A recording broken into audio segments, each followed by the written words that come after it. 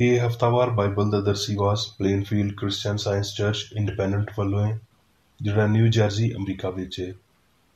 ਹੋਰ ਮਾਲੂਮਾਤ ਲਈ ਤੁਸੀਂ ਸਾਡੀ ਵੈਬਸਾਈਟ ਵੇਖੋ www.plainfieldcs.com। ਇਹ ਸਬਕ 1 ਮਾਰਚ 2020 ਐਤਵਾਰ ਦੇ ਦਿਨ ਹਫ਼ਤੇ ਦੇ ਅਖੀਰ ਉੱਤੇ ਤੁਹਾਡੇ ਪੜ੍ਹਨ ਲਈ ਤਿਆਰ ਕੀਤਾ ਗਿਆ ਹੈ। ਮਜ਼ਮੂਨ ਯਿਸੂ ਮਸੀਹ। ਸੁਨਹਿਰੀ ਮਤਨ ਯੋਹੰਨਾ। ਮੈਂ ਲੋ ਬਣ ਕੇ ਜੱਗ ਵਿੱਚ ਆਇਆ ਤਾਂ ਜੋ ਜਿਹੜਾ ਮੇਰੇ ਉੱਤੇ ਈਮਾਨ ਲਿਆਵੇ ਹਨੇਰੇ ਵਿੱਚ ਨਾ ਰਵੇ। ਯਿਸੂ ਮਸੀਹ। ਜਵਾਬੀ ਪੜ੍ਹਾਈ। ਯੋਹੰਨਾ। ਕਿਉਂ ਜੇ ਰੱਬ ਨੇ ਜੱਗ ਨਾਲ ਅਜਿਹਾ ਪਿਆਰ ਰੱਖਿਆ ਭਈ ਉਹਨੇ ਆਪਣਾ ਇਕਲੌਤਾ ਪੁੱਤਰ ਦੇ ਛੱਡਿਆ, ਤਾਂ ਜੋ ਜਿਹੜਾ ਉਹਦੇ ਉੱਤੇ ਈਮਾਨ ਲਿਆਵੇ ਉਹ ਹਲਾਕ ਨਾ ਹੋਵੇ ਬਲਕਿ ਹਮੇਸ਼ਾ ਦੀ ਹਯਾਤੀ ਪਾਵੇ। ਇਸ ਲਈ ਭਈ ਰੱਬ ਨੇ ਪੁੱਤਰ ਨੂੰ ਜੱਗ ਵਿੱਚ ਇਸ ਲਈ ਨਹੀਂ ਘੱਲਿਆ ਭਈ ਜੱਗ ਉੱਤੇ ਸਜ਼ਾ ਦਾ ਹੁਕਮ ਦੇਵੇ, ਬਲਕਿ ਇਸ ਲਈ ਭਈ ਜੱਗ ਉਹਦੇ ਰਾਹੀਂ ਮੁਕਤੀ ਪਾਵੇ। ਜਿਹੜਾ ਉਹਦੇ ਉੱਤੇ ਈਮਾਨ ਲਿਆਉਂਦਾ ਹੈ ਉਹਦੇ ਉੱਤੇ ਸਜ਼ਾ ਦਾ ਹੁਕਮ ਨਹੀਂ ਹੁੰਦਾ।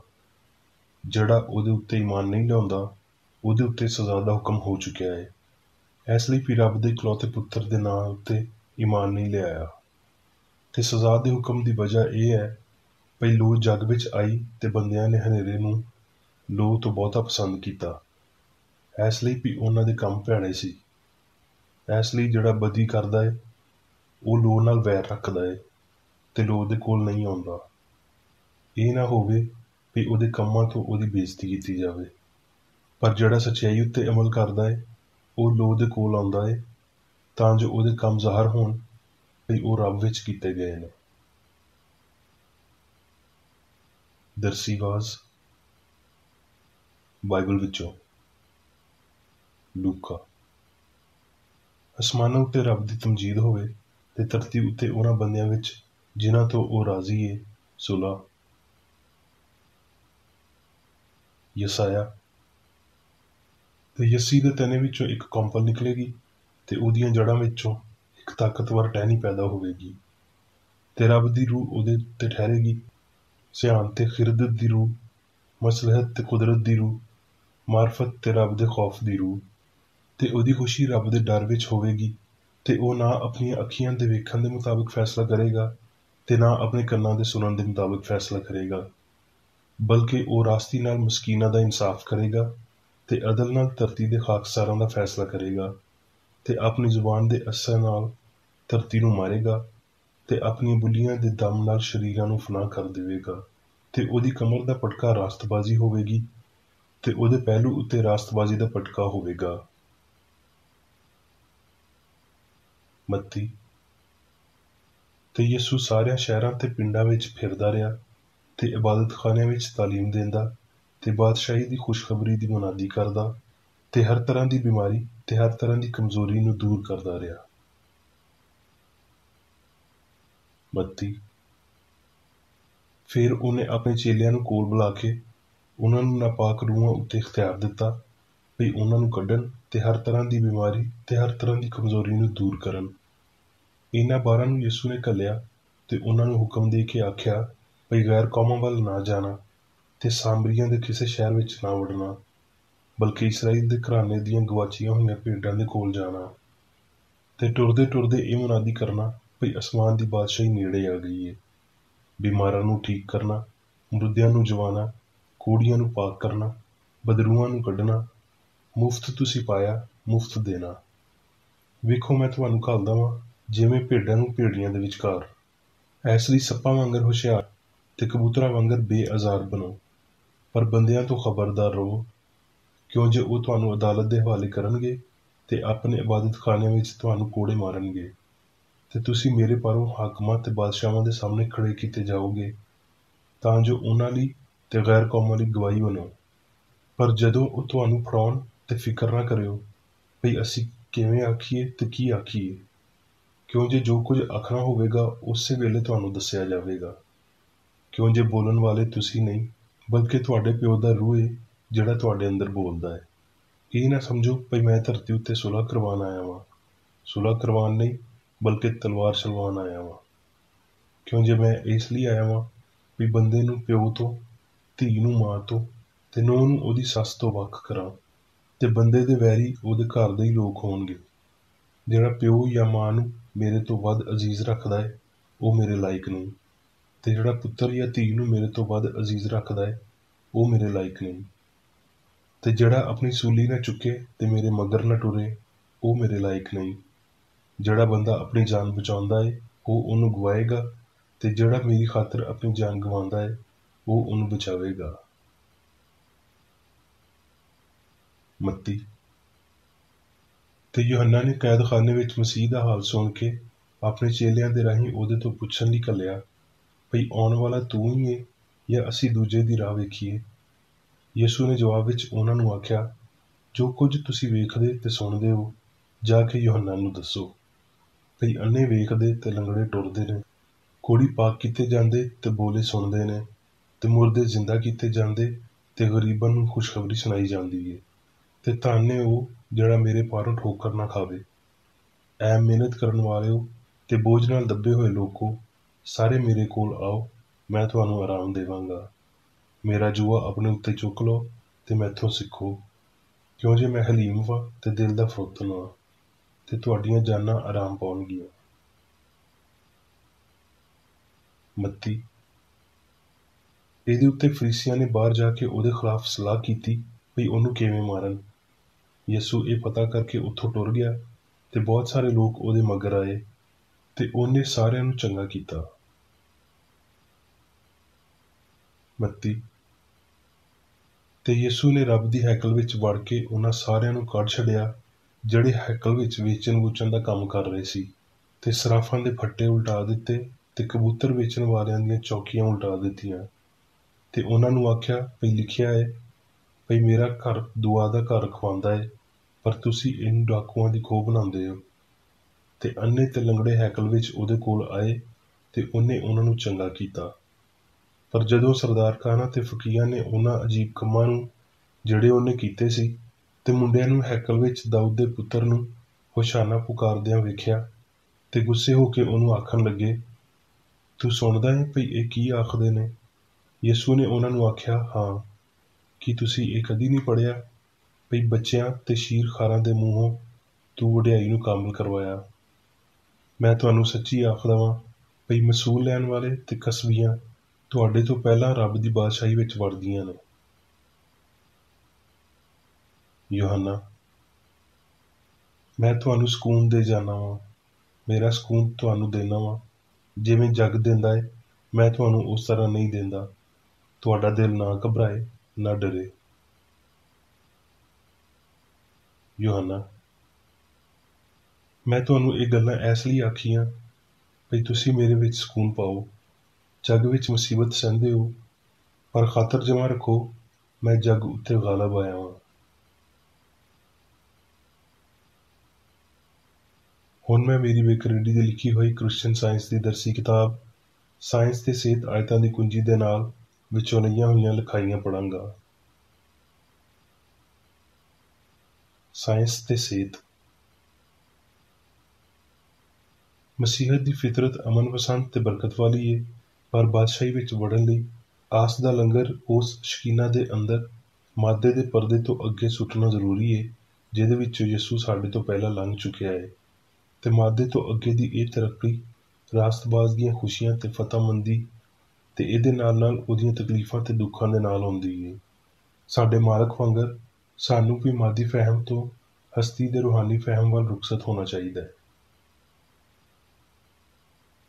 ਮਾਲਕ ਨੇ ਪੂਰੀ ਸੱਚਾਈ ਦੱਸਣ ਤੋਂ ਮਨਾ ਕੀਤਾ, ਤਫਸੀਲ ਨਾਲ ਇਹ ਆਖਦਿਆਂ ਹੋਏ ਵੀ ਬਿਮਾਰੀ, ਪਾਪ ਤੇ ਮੌਤ ਨੂੰ ਕਿਹੜੀ ਸ਼ੈ ਤਬਾਹ ਕਰਦੀ ਏ, ਹਾਲਾਂਕਿ ਉਹਦੀ ਤਾਲੀਮ ਖਨਵਾਦਿਆਂ ਵਿੱਚ ਵਿਗਾੜ ਪੈਦਾ ਕਰਦੀ ਏ ਤੇ ਮਾਦੀ ਅਕੀਦਿਆਂ ਲਈ ਅਮਨ ਨਹੀਂ ਬਲਕਿ ਤਲਵਾਰ ਲਿਆਉਂਦੀ ਏ। ਯਿਸੂ ਨੇ ਰਵਾਇਤੀ ਕਾਹਨ ਤੇ ਫਰੀਸੀ ਨੂੰ ਆਖਿਆ, ਮਹਿਸੂਲ ਲੈਣ ਵਾਲੇ ਤੇ ਕਸਬੀਆਂ ਤੁਹਾਡੇ ਤੋਂ ਪਹਿਲਾਂ ਬਾਦਸ਼ਾਹੀ ਵਿੱਚ ਵੜਦੀਆਂ ਨੇ। ਯਿਸੂ ਦੀ ਤਾਰੀਖ ਨੇ ਨਵਾਂ ਕੈਲੰਡਰ ਸਾਹਮਣੇ ਲਿਆਂਦਾ, ਜਿਹਨੂੰ ਅਸੀਂ ਮਸੀਹੀ ਦੌਰ ਆਖਦੇ ਹਾਂ, ਪਰ ਉਹਨੇ ਰਵਾਇਤੀ ਇਬਾਦਤਾਂ ਨਹੀਂ ਬਣਾਈਆਂ। ਉਹ ਜਾਣਦਾ ਸੀ ਵੀ ਇਨਸਾਨ ਬਪਤਿਸਮਾ ਲੈ ਸਕਦਾ, ਯੂਖਰਿਸਤ ਵਿੱਚ ਸ਼ਰੀਕ ਹੋ ਸਕਦਾ, ਕਲੀਸਿਆ ਦੀ ਮਦਦ ਕਰ ਸਕਦਾ, ਸਬਤ ਨੂੰ ਮੰਨ ਸਕਦਾ, ਲੰਮੀ ਲੰਮੀ ਇਬਾਦਤ ਕਰ ਸਕਦਾ ਹੈ, ਪਰ ਉਹ ਜਿਨਸ ਪ੍ਰਸਤ ਤੇ ਪਾਪੀ ਹੀ ਹੈ। ਬੰਦਿਆਂ ਵਿੱਚ ਹਕੀਰ ਤੇ ਮਰਦੂਦ ਹੁੰਦਿਆਂ ਹੋਏ, ਹਕਾਰਤ ਦੇ ਬਦਲੇ ਬਰਕਤਾਂ ਦਿੰਦਿਆਂ ਹੋਏ, ਉਹਨੇ ਇਨਸਾਨਾਂ ਨੂੰ ਉਹਨਾਂ ਦੇ ਆਪਣੇ ਖਿਲਾਫ ਤਾਲੀਮ ਦਿੱਤੀ, ਤੇ ਜਦੋਂ ਗਲਤੀ ਨੇ ਸੱਚਾਈ ਦੀ ਤਾਕਤ ਨੂੰ ਮਹਿਸੂਸ ਕੀਤਾ ਤੇ ਕੋੜੇ ਤੇ ਸੂਲੀ ਉਸ ਵੱਡੇ ਉਸਤਾਦ ਦੀ ਉਡੀਕ ਵਿੱਚ ਸੀ। ਉਹ ਇਹ ਜਾਣਦਿਆਂ ਹੋਏ ਕਦੀ ਨਾ ਝੁਕਿਆ ਭਈ ਇਲਾਹੀ ਹੁਕਮ ਦੀ ਫਰਮਾਬਰਦਾਰੀ ਕਰਨਾ ਤੇ ਰੱਬ ਉੱਤੇ ਭਰੋਸਾ ਕਰਨਾ ਪਾਪ ਤੋਂ ਪਾਕੀਜ਼ਗੀ ਵੱਲ ਲੈ ਜਾਣ ਵਾਲੀ ਨਵੀਂ ਰਾਹ ਨੂੰ ਬਣਾਉਂਦਾ ਹੈ ਤੇ ਉਹਦੇ ਉੱਤੇ ਟੁਰਨ ਨਾਲ ਮੁਕਤੀ ਮਿਲਦੀ ਹੈ।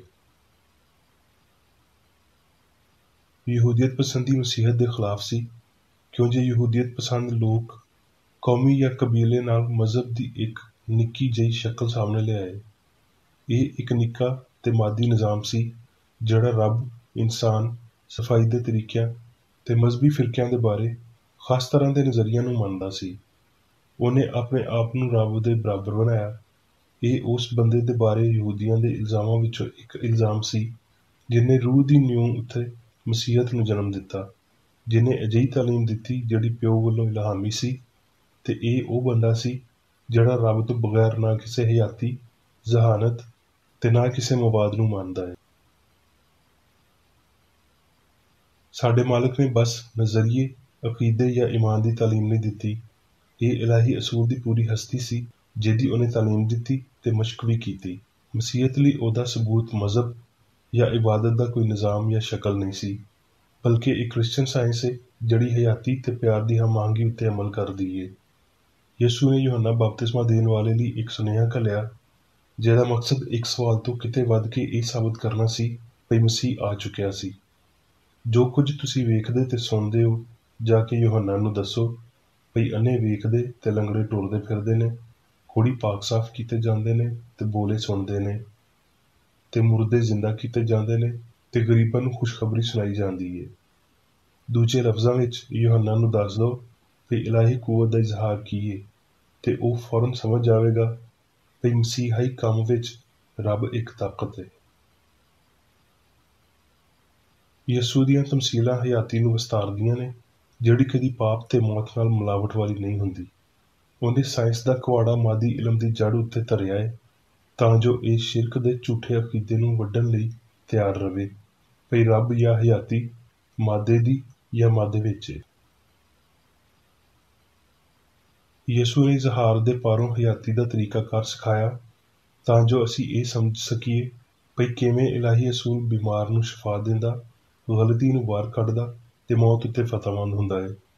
ਕਿਸੇ ਦੂਜੇ ਬੰਦੇ ਦੀ ਨਿਸਬਤ ਜਿਹਦਾ ਅਸਲ ਘੱਟ ਰੂਹਾਨੀ ਹੋਵੇ, ਯਿਸੂ ਨੇ ਰੱਬ ਦੀ ਮਿਸਾਲ ਨੂੰ ਬਹੁਤ ਚੰਗੇ ਤਰੀਕੇ ਨਾਲ ਪੇਸ਼ ਕੀਤਾ। ਰੱਬ ਦੇ ਨਾਲ ਉਹਦੀ ਫਰਮਾਬਰਦਾਰੀ ਨਾਲ ਉਹਨੇ ਬਾਕੀ ਸਾਰਿਆਂ ਲੋਕਾਂ ਦੀ ਨਿਸਬਤ ਹਸਤੀ ਦੇ ਅਸੂਲ ਨੂੰ ਬਹੁਤਾ ਰੂਹਾਨੀ ਜ਼ਾਹਰ ਕੀਤਾ। ਇਸੇ ਤਰ੍ਹਾਂ ਉਹਦੀ ਇਸ ਨਸੀਹਤ ਦੀ ਤਾਕਤ ਹੈ ਵੀ ਜੇ ਤੁਸੀਂ ਮੇਰੇ ਨਾਲ ਪਿਆਰ ਕਰਦੇ ਹੋ ਤੇ ਮੇਰੇ ਹੁਕਮਾਂ ਉੱਤੇ ਅਮਲ ਕਰੋਗੇ। ਯਿਸੂ ਦੀ ਨਾ ਤੇ ਪੈਦਾਇਸ਼, ਕਿਰਦਾਰ ਤੇ ਨਾ ਹੀ ਕੰਮ ਨੂੰ ਆਮ ਤੌਰ ਤੇ ਸਮਝਿਆ ਗਿਆ। ਉਹਦੀ ਫਿਤਰਤ ਦੇ ਇੱਕ ਵੀ ਜੁਜ਼ ਨੂੰ ਮਾਦੀ ਜੱਗ ਨੇ ਠੀਕ ਨਾ ਮੰਨਿਆ।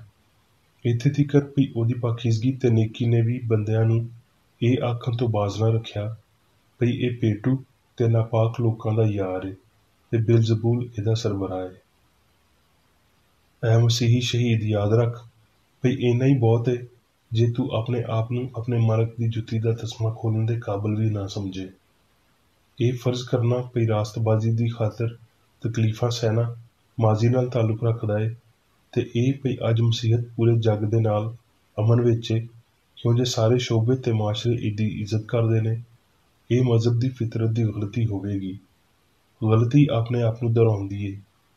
ਉਸ ਨਬੀ, ਰਸੂਲ ਤੇ ਸ਼ਾਗਿਰਦ ਨੇ ਜੱਗ ਜਿਹਦੇ ਕਾਬਲ ਨਹੀਂ ਸੀ, ਜਿਸ ਤਕਲੀਫ ਦਾ ਸਾਹਮਣਾ ਕੀਤਾ, ਉਹ ਕਿਸੇ ਨਾ ਕਿਸੇ ਸੂਰਤ ਵਿੱਚ ਸੱਚਾਈ ਦੇ ਹਰ ਰਹਿਨੁਮਾ ਦੀ ਉਡੀਕ ਕਰਦੀ ਹੈ। ਮਾਸ਼ਰੇ ਵਿੱਚ ਜਾਨਵਰਾਂ ਵਾਲੀ ਹੌਸਲਾ ਅਫਜ਼ਾਈ ਬਹੁਤ ਹੈ ਤੇ ਇਖਲਾਕੀ ਹੌਸਲਾ ਅਫਜ਼ਾਈ ਨਹੀਂ ਹੈ। ਮਸੀਹਾਂ ਨੂੰ ਘਰ ਵਿੱਚ ਤੇ ਬਾਹਰ ਗਲਤ ਸ਼ੈ ਦੇ ਖਿਲਾਫ ਹੱਥ ਚੁੱਕਣੇ ਚਾਹੀਦੇ ਨੇ। ਉਹਨਾਂ ਨੂੰ ਆਪਣੇ ਤੇ ਦੂਜਿਆਂ ਦੇ ਪਾਰੋਂ ਇਹਦੇ ਖਿਲਾਫ ਮਹਾਜ਼ ਖੋਲ੍ਹਣਾ ਚਾਹੀਦਾ ਹੈ ਤੇ ਆਪਣਾ ਮਕਸਦ ਹਾਸਲ ਹੋਣ ਤੀਕਰ ਇਹ ਜੰਗ ਜਾਰੀ ਰੱਖਣੀ ਚਾਹੀਦੀ ਹੈ। ਜੇ ਉਹ ਈਮਾਨ ਰੱਖਦੇ ਨੇ ਤੇ ਉਹਨਾਂ ਨੂੰ ਖੁਸ਼ੀ ਦਾ ਤਾਜ ਮਿਲੇਗਾ। ਫਹਿਮ ਦੀਆਂ ਤਕਲੀਫਾਂ ਸਿਹਤ ਬਖਸ਼ ਨੇ, ਜੇ ਉਹ ਝੂਠੇ ਪੁਰਲੁਤਫ ਅਕੀਦਿਆਂ ਨੂੰ ਖਿੱਚ ਕੇ ਦੂਰ ਕਰਦੇ ਤੇ ਰੂਹ ਦੇ ਫਹਿਮ ਤੋਂ ਮੁਹੱਬਤ ਪੈਦਾ ਕਰਦੇ ਨੇ। ਜਿੱਥੇ ਰੱਬ ਦੀ ਮਖਲੂਕ ਚੰਗੀ ਏ ਤੇ ਦਿਲ ਨੂੰ ਸ਼ਾਦਮਾਨ ਕਰਦੀ ਏ। ਇੰਜ ਹੀ ਸਾਇੰਸ ਦੀ ਤਲਵਾਰ ਏ ਜਿਹਦੇ ਤੋਂ ਸੱਚਾਈ ਗਲਤੀ ਮਾਦੀਅਤ ਦਾ ਸਿਰ ਕਲਮ ਕਰਦੀ ਏ, ਇਨਸਾਨ ਦੀ ਉੱਚੀ ਇਨਫਰਾਦੀਅਤ ਤੇ ਲੇਖ ਨੂੰ ਥਾਂ ਦਿੰਦਿਆਂ ਹੋਏ। ਜੇ ਅਸੀਂ ਮਸੀਹ ਯਾਨੀ ਸੱਚਾਈ ਦੇ ਮਗਰ ਟੁਰਨ ਦੀ ਤਾਂਘ ਰੱਖਦੇ ਹਾਂ ਤੇ ਇਹ ਰੱਬ ਦੇ ਚੁਣੇ ਹੋਏ ਤਰੀਕੇਕਾਰ ਦੇ ਮੁਤਾਬਕ ਹੋਣਾ ਚਾਹੀਦਾ ਹੈ। ਯਿਸੂ ਨੇ ਆਖਿਆ, ਜਿਹੜਾ ਮੇਰੇ ਉੱਤੇ ਈਮਾਨ ਰੱਖਦਾ ਹੈ, ਇਹ ਕੰਮ ਜਿਹੜੇ ਮੈਂ ਕਰਦਾ ਹਾਂ ਉਹ ਵੀ ਕਰੇਗਾ। ਸਾਨੂੰ ਮਾਦੀ ਨਿਜ਼ਾਮਾਂ ਦੀ ਨਿਉ ਨੂੰ ਛੱਡਣਾ ਚਾਹੀਦਾ ਹੈ। ਫਿਰ ਵੀ ਇਹ ਇਹਦੇ ਉੱਤੇ ਇਨਸਾਰ ਕਰਦਾ ਹੈ ਜੇ ਅਸੀਂ ਮਸੀਹ ਨੂੰ ਸਾਡੇ ਵਾਹਿਦ ਮੁਕਤੀ ਦਾਤਾ ਦੇ ਤੌਰ ਤੇ ਹਾਸਲ ਕਰਦੇ ਹਾਂ। ਥੋੜ੍ਹਾ ਜਿਹਾ ਨਹੀਂ ਬਲਕਿ ਪੂਰੇ ਤੌਰ ਤੇ ਮਾਦੀ ਸੋਚ ਦਾ ਵੱਡਾ ਸ਼ਿਫਾ ਦੇਣ ਵਾਲਾ, ਬਦਨ ਨੂੰ ਵੀ ਸ਼ਿਫਾ ਦੇਣ ਵਾਲਾ ਹੈ। ਢੰਗ ਨਾਲ ਹਯਾਤੀ ਗੁਜ਼ਾਰਨ ਦਾ ਮਕਸਦ ਤੇ ਗਰਜ਼ ਹੁਣ ਹਾਸਲ ਕੀਤੇ ਜਾ ਸਕਦੇ ਨੇ। ਇਹ ਫਤਹ ਕੀਤਾ ਗਿਆ ਨੁਕਤਾ ਤੁਸੀਂ ਉਂਝ ਹੀ ਸ਼ੁਰੂ ਕੀਤਾ ਜਿਵੇਂ ਇਹ ਕਰਨਾ ਚਾਹੀਦਾ ਸੀ। ਤੁਸੀਂ ਕ੍ਰਿਸਚਨ ਸਾਇੰਸ ਦਾ ਅਦਦੀ ਜਦਵਲ ਸ਼ੁਰੂ ਕੀਤਾ ਹੈ ਤੇ ਕੁਝ ਨਹੀਂ ਹੋਵੇਗਾ ਸਿਵਾਏ ਇਸ ਦੇ ਕਿ ਗਲਤ ਨੀਅਤ ਤੁਹਾਡੀ ਤਰੱਕੀ ਵਿੱਚ ਰੁਕਾਵਟ ਬਣੇਗੀ। ਸੱਚੇ ਮਕਸਦ ਦੇ ਨਾਲ ਕੰਮ ਕਰਨ ਤੇ ਦੁਆ ਕਰਨ ਨਾਲ ਤੁਹਾਡਾ ਪਿਓ ਤੁਹਾਡੇ ਲਈ ਰਾਹ ਖੋਲ੍ਹ ਦੇਵੇਗਾ। ਕਿੰਨੇ ਤੁਹਾਨੂੰ ਹੱਕ ਨੂੰ ਮੰਨਣ ਤੋਂ ਰੋਕ ਦਿੱਤਾ। ਹੁਣ ਮੈਂ ਮੇਰੀ ਬੇਕਰੜੀ ਵੱਲੋਂ ਚਰਚ ਮੈਨੂਅਲ ਵਿੱਚ ਦਿੱਤੇ ਹੋਏ ਰੋਜ਼ਾਨਾ ਦੇ 3 ਫਰਜ਼ ਪੜ੍ਹਾਂਗਾ। ਰੋਜ਼ਾਨਾ ਦੀ ਦੁਆ। ਇਸ ਚਰਚ ਦੇ ਹਰ ਰੁਕਨ ਦਾ ਇਹ ਫਰਜ਼ ਹੈ ਕਿ ਉਹ ਹਰ ਰੋਜ਼ ਇਹ ਦੁਆ ਕਰੇ, ਤੇਰੀ ਬਾਦਸ਼ਾਹੀ ਆਵੇ, ਇਲਾਹੀ ਸੱਚਾਈ, ਹਯਾਤੀ ਤੇ ਪਿਆਰ ਦੀ ਸਲਤਨਤ ਮੇਰੇ ਅੰਦਰ ਕਾਇਮ ਹੋਵੇ ਤੇ ਸਾਰੇ ਪਾਪ ਮੈਥੋਂ ਨਿਕਲ ਜਾਣ ਤੇ ਤੇਰਾ ਕਲਾਮ ਸਾਰੇ ਇਨਸਾਨਾਂ ਦੇ ਪਿਆਰ ਨੂੰ ਵਧਾਵੇ ਤੇ ਉਹਨਾਂ ਉੱਤੇ ਹਕੂਮਤ ਕਰੇ। ਮਕਸਦਾਂ ਤੇ ਕੰਮਾਂ ਦਾ ਇੱਕ ਅਸੂਲ। ਨਾ ਕੋਈ ਮੁਖਾਲਫਤ ਤੇ ਨਾ ਕੋਈ ਜ਼ਾਤੀ ਤਾਲੁਕ ਮਾਦਰੀ ਚਰਚ ਦੇ ਕਿਸੇ ਰੁਕਨ ਦੇ ਮਕਸਦਾਂ ਜਾਂ ਕੰਮਾਂ ਉੱਤੇ ਅਸਰ ਕਰਨੇ ਚਾਹੀਦੇ। ਸਾਇੰਸ ਵਿੱਚ ਬਸ ਇਲਾਹੀ ਪਿਆਰ ਹੀ ਹਕੂਮਤ ਕਰਦਾ ਹੈ ਤੇ ਇੱਕ ਮਸੀਹੀ ਸਾਇੰਸਦਾਨ ਪਾਪ ਨੂੰ ਰੱਦ ਕਰਦੇ ਹੋਏ ਸੁੱਚੀ ਭਰਾਬੰਦੀ, ਖੈਰਾਤ ਪਸੰਦੀ ਤੇ ਮੁਆਫੀ ਨਾਲ ਪਿਆਰ ਦੀਆਂ ਮਿੱਠੀਆਂ ਸੱਚਾਈਆਂ ਦਾ ਪਰਛਾਵਾਂ ਬਣਦਾ ਹੈ। ਇਸ ਚਰਚ ਦੇ ਸਾਰੇ ਰੁਕਨਾਂ ਨੂੰ ਸਾਰੇ ਪਾਪਾਂ ਤੋਂ, ਗਲਤ ਤਰ੍ਹਾਂ ਦੀਆਂ ਪੇਸ਼ਨਗੋਈਆਂ, ਮੁਨਸਫੀਆਂ, ਮੁਜ਼ਮਤਾਂ, ਸਲਾਹਾਂ, ਗਲਤ ਅਸਰਾਂ ਨੂੰ ਲੈਣ ਤੇ ਗਲਤ ਅਸਰ ਦੇਣ ਤੋਂ ਆਜ਼ਾਦ ਰਹਿਣ ਲਈ ਹਰ ਰੋਜ਼ ਖਿਆਲ ਰੱਖਣਾ ਚਾਹੀਦਾ ਹੈ ਤੇ ਦੁਆ ਕਰਨੀ ਚਾਹੀਦੀ ਹੈ। ਫਰਜ਼ ਲਈ ਚੁਸਤੀ। ਇਸ ਚਰਚ ਦੇ ਹਰ ਰੁਕਨ ਦਾ ਇਹ ਫਰਜ਼ ਹੈ ਕਿ ਹਰ ਰੋਜ਼ ਜਾਰਿਹਾਨਾ ਜ਼ੇਨੀ ਸਾਵਾਂ ਦੇ ਖਿਲਾਫ ਆਪਣੇ ਆਪ ਨੂੰ ਤਿਆਰ ਰੱਖੇ ਤੇ ਰੱਬ, ਆਪਣੇ ਕਾਇਦ ਤੇ ਇਨਸਾਨਾਂ ਲਈ ਆਪਣੇ ਫਰਜ਼ਾਂ ਨੂੰ ਨਾ ਕਦੀ ਭੁੱਲੇ ਤੇ ਨਾ ਕਦੀ ਨਜ਼ਰਅੰਦਾਜ਼ ਕਰੇ। ਉਹਦੇ ਕੰਮਾਂ ਦੇ ਰਾਹੀਂ ਉਹਦਾ ਇਨਸਾਫ ਹੋਵੇਗਾ, ਉਹ ਬੇਕਸੂਰ ਜਾਂ ਕਸੂਰਵਾਰ ਹੋਵੇਗਾ।